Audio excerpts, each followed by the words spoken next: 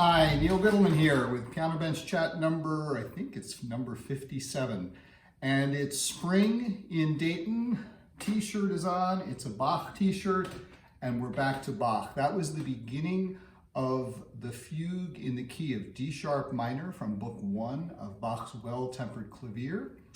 And I'm in my second cycle now of going through the preludes and fugues of Bach in the Well-Tempered Clavier, and that was actually a piece that I got to in the cycle last week, but I thought it would be worth talking about when this week's Piano Bench Chat came around. And there are many things I could talk about that beautiful fugue and all the amazing things that happen in it. But in a way, the most amazing thing about Bach's fugue in D sharp minor is that it exists in the first place. That someone actually wrote a fugue in the key of D sharp minor, which is about, it's hard for us to understand this, but it's about the strangest place you could ever imagine finding a composer, certainly a composer in Bach's time. And to talk about why D sharp minor is so strange, we have to get into the weeds of tuning systems and things like that, but it's actually, I find it kind of interesting, and I hope you will too. Everything that has to do with tuning, and in some ways everything that has to do with Western music, goes back to the Greeks, and in particular to Pythagoras. Now, if you're saying, wait a minute, Pythagoras isn't a musician, he's a mathematician, a squared plus b squared equals Pythagorean theorem. Well, you're right. But for the Greeks, and especially for the Pythagoreans, science and mathematics and music were all one thing. They saw music as a manifestation of the universe. That's where the phrase, the music of the spheres, comes from, because they imagined that the heavenly bodies worked in some sort of musical way. And when Pythagoras and his people investigated music, what they did essentially was they took a string, and an instrument we now call a monochord, because it only has one string. And they examined what happened if you divided the string in different places. And what they discovered was if you had a string that, say, sounded that note, and you divided that string in half, what you'd end up with is the note that sounded the same but an octave higher. And if you divided it in quarters, you'd get that. And in eighths, you'd get that.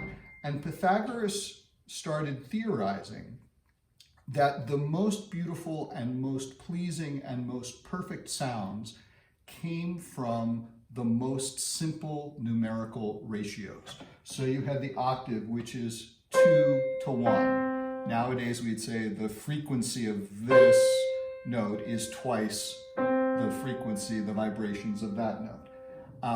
If you had the next most pleasing interval to the octave was the fifth, which is a relationship of 3 to 2. And then the fourth, a relationship of 4 to 3, etc. So the simpler the ratios, the more beautiful the notes. And this was the whole thing that music was based on. Keep those intervals with those perfect sounds, and you will always have beautiful, perfect sounding music. Well, you fast forward a bunch of centuries, and we have these keyboard instruments, and people are tuning them, and they're trying to tune them in the Pythagorean way so that everything would be just perfect and beautiful. So you tune a note, and then you tune the note that's an octave above, and you tune all of those notes. Okay, so from C, we have all the other Cs, and they're all in multiples of 2 with each other, and they sound perfect. So after C, you go with the next simple interval, which would be that 3 to 2 ratio, and that gets you G and this wonderful sounding perfect fifth. Now you have 2 notes. Now from G, you could use the relationship of 4 to 3, and that would allow you to tune D. So now you've got those 3 notes. You could go from this D and use the proportion of 3 to 2 to get A. You've got 4 notes. From A, you would use 4 to 3 to give you E. And from E, you would use 3 to 2 to give you B. And now you have, and the the only thing you're missing is the note F. Well, F is in a 4-to-3 relationship to your original C, and you've got all the notes of the C major scale, and then you just tune them by doubling the other octaves, and everything is perfect. Well, that's wonderful, until you decide that you want to play a piece of music that's in another key. And then it turns out things are not quite so perfect. So if you go to the math, we'll go to the very lowest note on the piano. And my piano hasn't been tuned since just after heating season, so it's kind of out of whack. But you'll still get the idea. The lowest note on the piano is an A.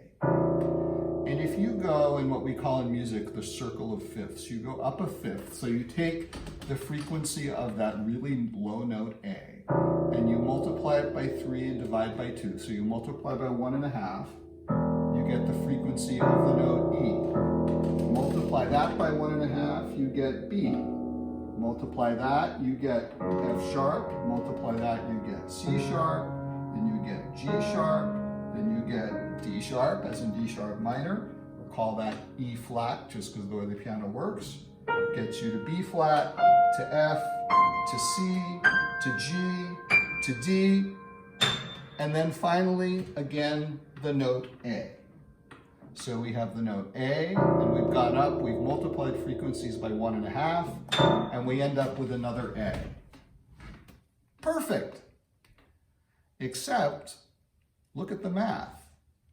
You will see that if you took this note A, and you multiplied by 2, 2, 2, 2, 2, 2, 2, you get to an A that's a different frequency from the A you got by going up in fifths. And it's not off by very much, but it's off by enough that you can hear it. And here's a little demonstration I created on my computer.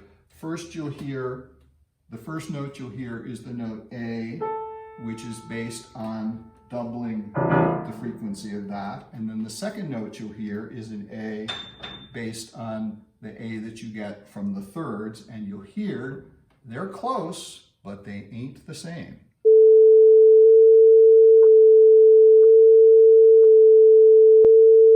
So the deal is our circle of fifths is actually a spiral of fifths. And the end result of this is that you cannot perfectly tune a piano or any keyboard instrument and play in more than one key. You can tune it perfectly for one key, but as you get further and further from that key, things will get twangier and twangier. And by the time you got to something like D sharp minor, it would sound pretty awful. So by the time Bach wrote the Well-Tempered Clavier, what the words Well-Tempered Clavier is about, it's about a keyboard, that's clavier in German, and well-tempered, people argue about exactly what Bach meant by this, but there were various systems, but one of them is called well-temperament, and temperament means you don't follow the Pythagorean ratios. You cheat a little bit so the ear, unless you're a really discerning listener, I'm not, your ear doesn't really tell the difference, but it allows you to play flexibly in more keys. And the whole point of Bach's Well-Tempered Clavier is that there's a prelude and fugue in each key. C major, C minor, C sharp major and minor, D major and D minor, E flat major and D sharp minor, E major and E minor, F major and F minor, F sharp major, F sharp minor, G major, G minor, A flat major, G sharp minor, A major, A minor, B flat major, B flat minor, beautiful fugue, B major, and B minor, and then you've hit all 24 major and minor keys. And you've done it without retuning your piano, because in the well-tempered system, everything works out.